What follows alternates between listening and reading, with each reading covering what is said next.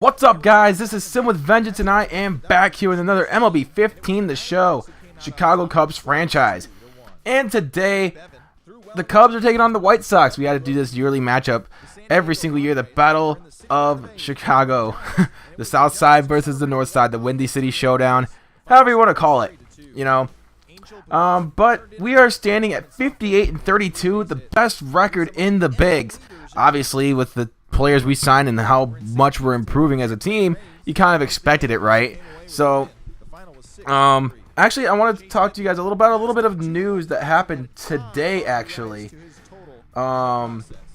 this morning, I woke up, and if you guys don't know, every year I go to Boston, or I'm trying to make it every year a tradition to go to Boston every year for PAX East.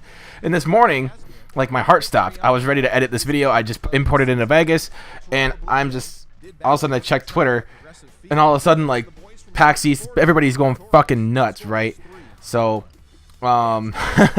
everybody's going nuts over on Twitter. I'm like, oh god, I saw that the tickets went on sale. You never could have seen me click a button, click a link any faster than you saw me click a link. Like, oh my god, it was so fast. So unfortunately, they ran out of 3-day passes. I think they still have Friday and Saturday. Don't quote me on that. I bought mine and I literally left the website. I got 3 days at PAX East. So if you guys are going to go or want to go, I do think tickets are on sale. I don't think they're officially sold out yet. So get yours while you can. It's in Boston, Massachusetts, between the days April 24th and April 22nd and the 24th. So you get to meet me, and you get to meet some of my friends, and we're gonna have a good time. I'm gonna have a good time. So that's the news that I had today. Like, when I literally saw that tweet, my heart stopped. So that's a little bit of an update for you guys who are wanting to go somewhere and have a little fun. So, as you can tell here, we're taking a look at the standings here. And the AL West is actually looking really tight right now. There are 4 teams in that division that are a game and a half within each other. That's crazy just to think about that for a second. Like, man, that's a really tight race. Like, anybody could win that division. But in today's matchup, we do have a really marquee pitching matchup for you guys today. It's going to be amazing. Jake Arrieta versus Chris Sale. That, you can't get any better than that. You really cannot. And I can't wait to see how this game plays out, because it's going to be sick. And you need to take a look at our team leaders, for the Cubs this year. You see that Chris Bryant is leading the team in home runs. Anthony Rizzo right behind him at 16. Kyle Schwarber hitting 17. A lot of power bats in this lineup. Even Jorge Soler has hit 16 home runs this year. The power has really come out in the Cubs bats this year. And we have a really good lineup, really stacked up from top to bottom. And that's why we have the best record in the majors. Our hitting's been on point. Our pitching's been on point. Jake Arrieta's 10-0 with an under 1 point. I think it's 1.74 ERA. And on John Lester's 11-5 with a 1.75. The pitching has been phenomenal. The hitting has been phenomenal. I honestly don't see how, with our lead that we have in the NL Central, I can't see how we can, miss the playoffs at this point. We're going to make the playoffs. It's just a matter of when the playoffs start and who our matchup is, because last year we ran into the problems. We didn't run into problems with the Padres, but we did run into a few problems with the Dodgers, and we did end up losing Jake Arrieta's ERA is 1.63. Lester's is 1.74. My bad. But, and then Edwin Jackson's is 1.75. Okay, I got that all mixed up. But, anyway, you see right there, we have a really decent shot to make the playoffs and even go far. I plan on playing every postseason game that you guys are going to see out of me when the playoffs finally come around, and a few short videos from now. So this is going to be the last year of the franchise as well. I don't plan on doing year 3 because it's going to be a long time. The postseason is going to take a long time for me to get through again. And I really don't have enough energy in me to go through year 3. As much fun as that sounds, let's be real here. Let's try and see if we can possibly, if we end up winning the World Series, let's see if we can repeat. But I don't see that happening. But also, I do have a couple of questions regarding MLB 16 the show. Everybody knows that game's going to come out next spring, and it's highly anticipated to get better, and I plan on doing a franchise for that, of course. So I don't think I'm going to run with the Cubs next year. They are my favorite team, and I am a diehard Cubs fan from the, I am at the soul a Cubs fan. In the soul, I bleed Cub blue, But I can't run a franchise with a team that's good, or it doesn't have anything to build around. The Cubs look like they're set for the next fucking 10 years. So we're going to get into this game. I'm going to continue talking about my franchise plans for MLB 16 the show.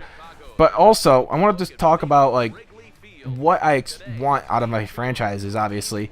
For MLB 16 the show, I kind of want to run with a team that isn't like complete garbage, if that makes sense. Like, if you asked me to run with the Phillies, I would have probably told you no. I don't like the Phillies. I've always had a grudge against them. I won't run with, I want to run with a team that has a few pieces that they already have and that I can, build up with. I don't want to run with a team that's just there to be there, Like I don't want to run with the Mets. I don't want to run with the Royals. I don't want to run with the Dodgers because they're already good. So if you guys have any suggestions of how many, there's obviously a lot of teams that are out there that I could use for next year. The Pirates are definitely no go. A team that made the playoffs last year, I don't want to run with because they're like, oh, you're just using them because they're the champs or they're a really good team. Like, I know. I get that. I sometimes get that when I, see a few franchises out there that people are just running them and teams are just way too good. So I'm open for, there's a lot of teams that are interesting out there, like the Orioles, the Athletics, the Mariners. I'm trying to switch it up a little bit, trying not to go too much in one division.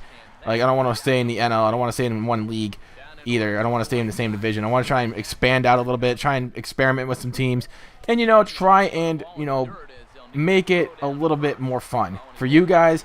And of course, I'm willing to run with just about any team. You guys know that I'm even running with I'm not a big fan of what is it? I'm not a fan of I like the Blazers, but I just don't. I've had back in the day when they had Rasheed Wallace, I kind of didn't like him because of Rasheed Wallace because he's a trash talker. But they kind of grow on me. It's kind of like I want to run with a team that I like, and it's fun, and it's enjoyable. Because if I like something, you guys will like it, and a YouTuber won't do something that they don't enjoy because it wouldn't make any sense, right? So enough of me rambling. Please leave your suggestions. So that's pretty much the end of that. So we're gonna talk about what is going on in this game. Like I said, this is a pitching duel from the start. Jake Arrieta versus Chris Sale. You guys expected this, but you see right here, the White Sox do get their first hit of the game on a CNI single. That's kind of what I expected. That's how I expected them to get their first hit, but they do it again back to back. Man, that's just, I'm like, bruh, 2 back-to-back CNI singles. Like, that's just, eek. But you see, we do get the strikeout there to Alexi Ramirez to end the threat. Man, that was pretty scary right there. They got 2 pretty, sneaky hits. But you see, we do get our first hit, but our second base runner, Jorge Soler, does get on base with a solid hit. But you see, earlier in the game, we had a dropped third strike and a throwing error by the catcher for the White Sox. So you see right here, Javier Baez, nice piece of hitting. As long as he's not striking out, he has been doing really good this year. He's hitting 260, 259, which is way better than I thought he was going to do, like hitting like 240, 230. So that's something I really was hoping he would improve is his batting average and hitting for more contact instead of trying to tattoo the ball 500 feet. So that's an improvement. We've got a lot of improvements this year. Everybody's improving, and I don't see this team actually like crumbling like we did last year in the World Series. This team looks like it's built to win. And we're ready to I think we are ready to take that next step. So we see Juan Lagares is getting on base with a base hit. That's only the second hit of the day for the Cubs. As you see, Chris Sale's stat line has just been outrageous. 8 strikeouts in 5 2/3 of work. So again, Chris Bryant at the plate with 2 away with Juan Lagares on first, and Bryant swings and misses for strike 3. So make it strikeout number 9 for Chris Sale. as we haven't been getting a lot of strikeouts ourselves, but we do have a lot of good fielders that will help us in the long haul for the rest of this game. As you see, Viciedo gets that one into right field. We do stop the possible two-bagger because of how good of a defense that Jorge Soler played right there. I was taking the wrong angle at first, but I was able to correct it and just make sure that we didn't give up a double. But later on, here is a nice out right there, right to Rizzo. That was directly to the bag, pretty much. So Rizzo got a pretty easy out right there. And Arrieta's going along pretty smoothly. You see Kyle Schwarber gets it over past the third baseman, and that's going to be a base hit. So that's a nice piece of hitting from Kyle Schwarber. You know, he's been putting up like MVP type numbers this year. I don't think he's going to win MVP. He's definitely going to win Rookie of the Year, because remember last year in the franchise he didn't play at all, and now this year he's been pretty much the top dog. So we expected him to do this well. We made sure he matured and he got a little bit more progress in his development and made sure that he can hit for power and for average. So he's been doing that a lot this year. He's hitting well over 300 with 17 home runs and 54 RBIs, doing really good. So you see Addison Russell gets a CNI single himself, gets on first, but can we get that runner to come across? We have Juan Lagares at the plate. I almost said, why did I say Javier Baez? No, it's Juan Lagares, but Juan Lagares cannot bring that runner around, as that's going to be the final out. As you see, now we're getting towards the later part of the game. We're in the top of the ninth. You see Emilio Bonifacio gets on first with a nice little bloop, and I wouldn't say the bloop single. It kind of just dropped right in front of Schwarber at like the last second. It kind of blooped, but it was more of a liner bloop than anything. It wasn't like a high pop-up bloop. You see right there, Adam Eaton does try and go for the bunt attempt, but on the very next pitch, I was trying to go high and inside, but it got a little bit out of control, as Jake Arrieta just plunks Adam Eaton in the head. And I don't like facing Adam Eaton. He kind of plays, to me, like a bitch.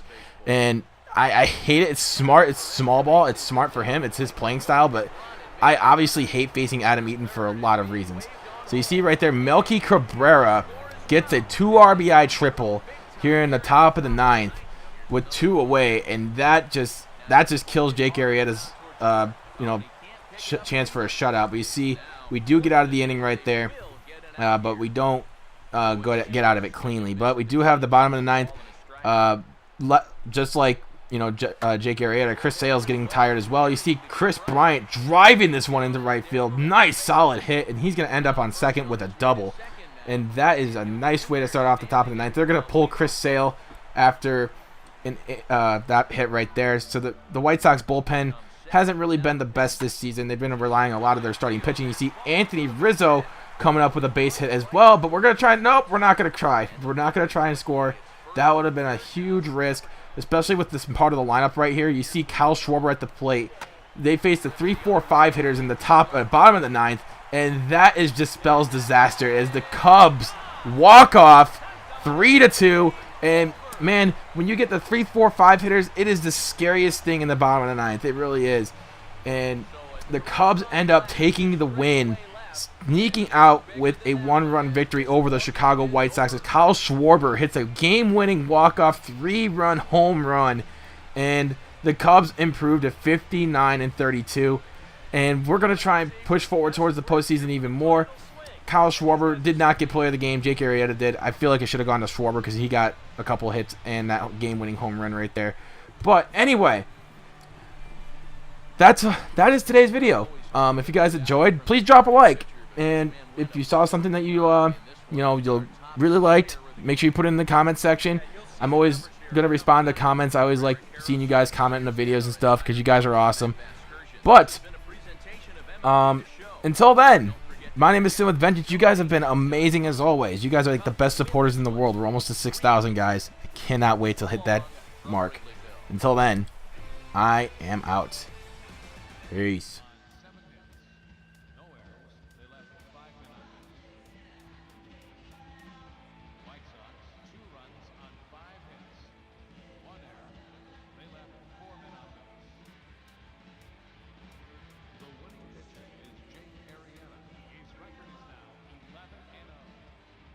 Sin with Vengeance.